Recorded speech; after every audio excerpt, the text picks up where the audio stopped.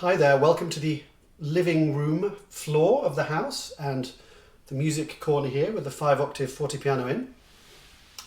Not here to talk to you about Mozart or Haydn, but Handel and his private passions.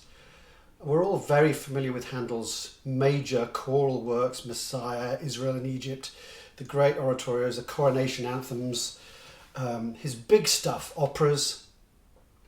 But I'm very interested in his more intimate music. It's something that he wrote throughout his career and spent a good deal of time putting together. And today you're going to hear in this program 3 blocks of pieces. You have some fugues and some trio sonatas from 2 different collections. To start with the 2 fugues, these are very, very rarely played by harpsichordists, sometimes by organists, but they were published in around 1735, the mid-1730s, first of all by Walsh in London, Handel's great publishers.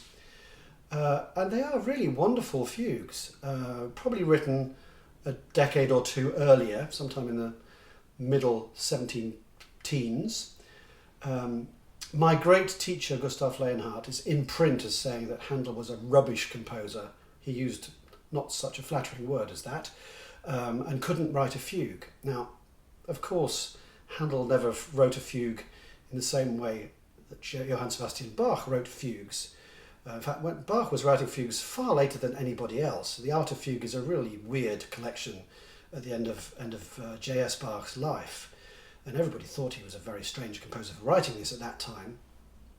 And of course, Handel's fugues have a very, very different emotional and dramatic landscape than a Bach fugue. They're worked out on a very different premise, usually very dramatic, like the great choral fugues in the oratorios.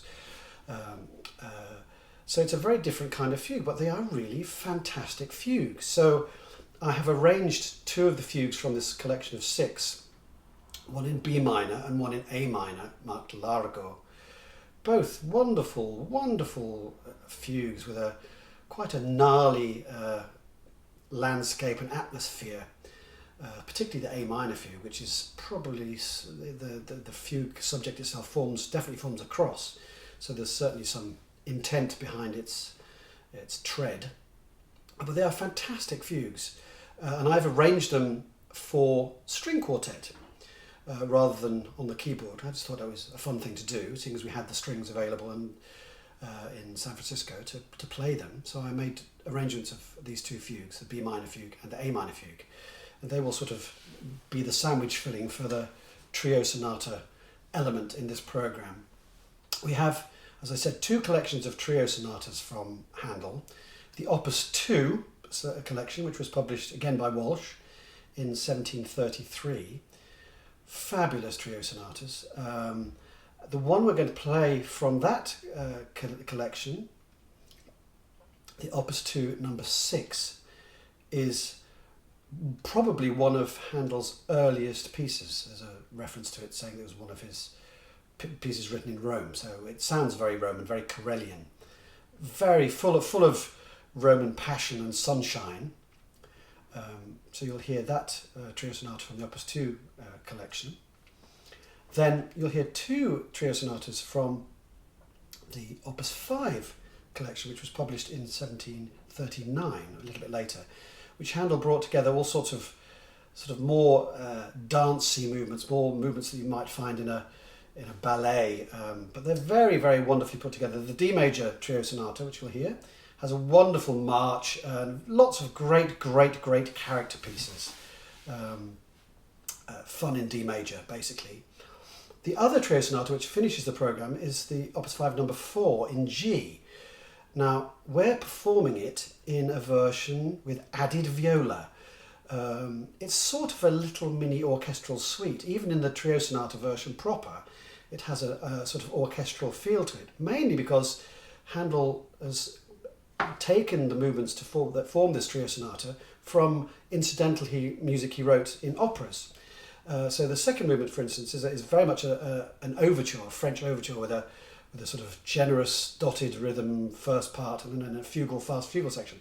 However, here it's prefaced by an allegro before the overture happens, but you could very well score this up for full orchestra, and we've taken the viola parts that you'll hear in this trio sonata from the various orchestral versions which survive of this music.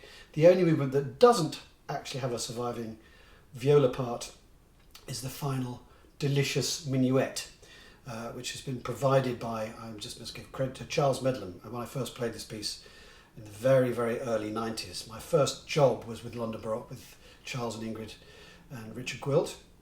And the first thing I did, actually, my first job as a harpsichordist was recording the Handel Trio Sonata. So they've formed part of my musical life for a very, very long time. And they're very undervalued and very little played even now. So we finished the programme with this orchestral version of Opus 5 number 4 with added viola and double bass to make it more of an orchestral thing to finish off the programme. So enjoy Handel's Private Passions, and I'm sure you'll appreciate what great repertoire this is, and it deserves to be heard much more often than it gets a workout these days. So please enjoy Handel's Private Passions.